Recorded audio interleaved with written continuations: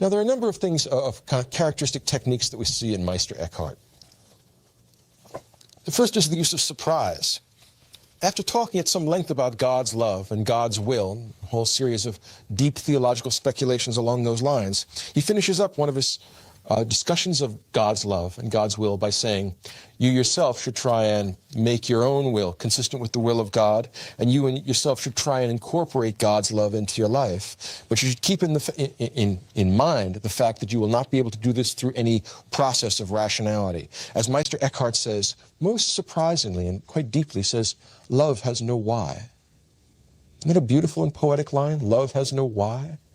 It takes a mystic and a poet, someone that has been meditating on religious issues, to generate fine paradoxes compressed within the domain of one mere sentence, which causes, at least me, to think at some length about the problem that he's gesturing at. I don't have a very clear idea of what love has no why means. On the other hand, at least for me, when I was reading his sermon, I put the book down and sat around and thought about that for a while. It stayed with me for the next day, and I kept thinking about that. What could that possibly mean?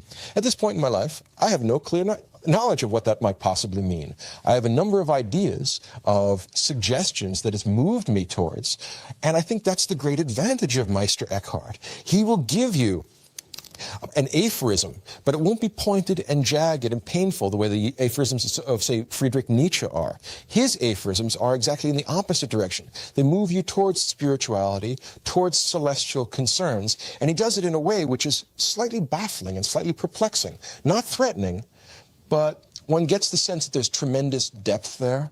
It's a saying that still waters run deep. One gets the sense that Meister Eckhart is the man from whom God hid nothing.